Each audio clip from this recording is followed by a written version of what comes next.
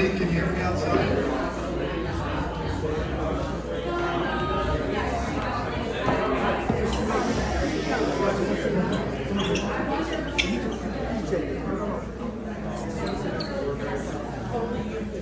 Well, good evening, everybody. I hope you can hear me okay. Good evening, everybody. I hope you can hear me okay. Swallow it. My name is Mark Holscher, and I work for Kelly Holscher. It's true. I want you to know, before we were married 25 years ago, I lived in Manhattan Beach, and my wife said that maybe we'll come back sometime, and it took a massive fire for me to get back here. But our house is still okay. Thank everyone for coming. We've been friends with Rick for a long time, and as everyone knows, he's a phenomenal fighter for California, for our country.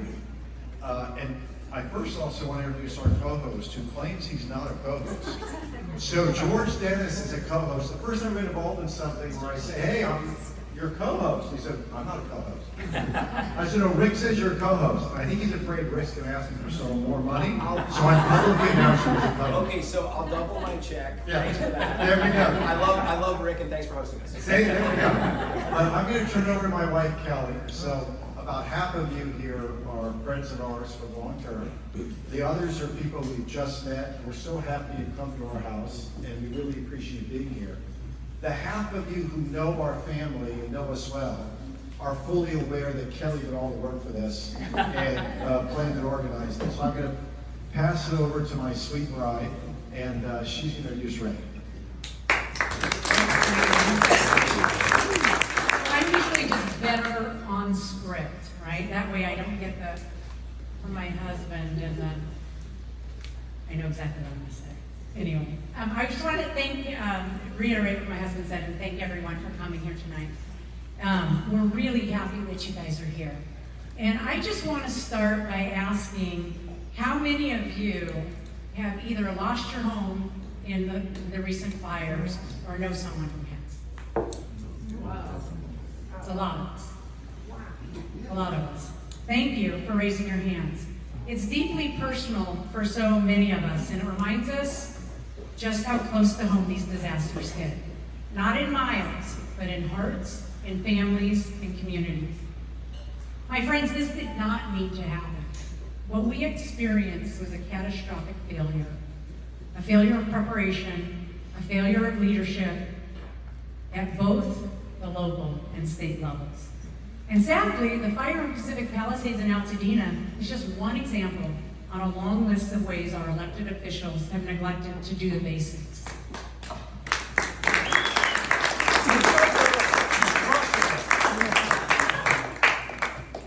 We see it everywhere.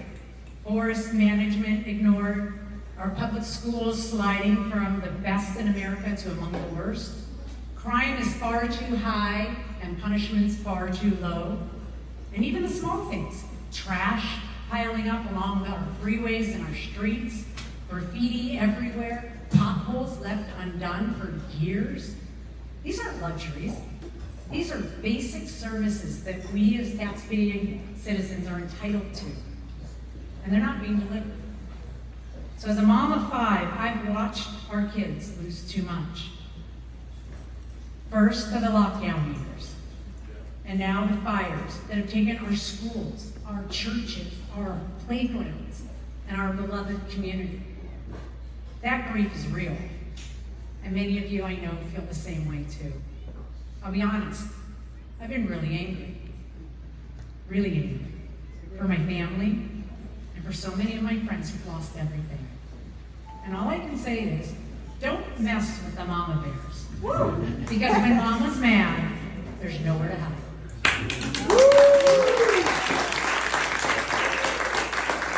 But my mom once said that anger is like drinking poison and hoping the other person dies. And she's right. We can't live in anger alone. We have to channel that anger into action. We must lead. Why? Because our kids are watching us. They listen to us, they hear us, they watch us, and then they become us. And and they're counting on us to do the next right thing. So tonight is about something more powerful, resolve. Refusing to accept this as normal and choosing instead to insist on leadership that protects us. It's no longer okay to commiserate in person with all of our friends, or to rant on Nextdoor or rant on X and like comments. We have to get involved. And I'm really happy that there's so many of you here tonight. A lot of you guys drove a really long way, because this is a first step forward. And just imagine if everyone that was out there complaining actually did something. My dad used to say, don't complain about something if you're not willing to do something about it. And so that's why I'm here. Before we bring up the person who embodies leadership, grit, and California pride, I first, of course, have to say thank you to my long-suffering husband, who really is the start and end of everything I'm most proud of in my life, and whose unwavering support allowed me to turn our love for California into action tonight. So now it's my honor to introduce a man who exemplifies strength and steadfast dedication to our state, Ambassador Rick Grinnell.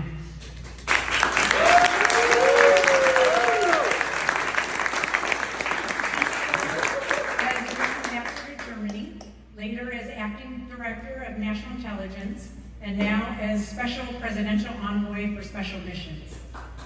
Earlier this year, he also stepped in as interim executive director of the Kennedy Center for Performing Arts.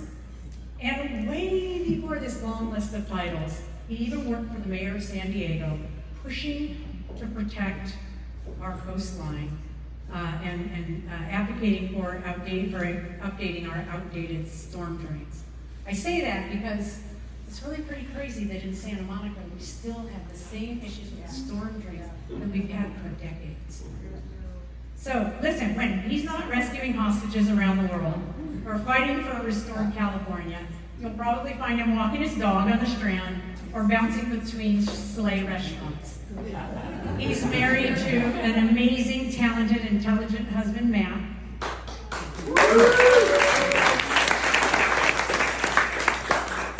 And he's been a wonderful mentor and friend.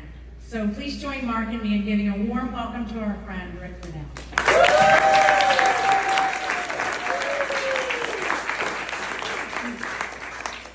I'm going to try to shout and keep it here, and maybe that will amplify a little bit. But if you can't hear me,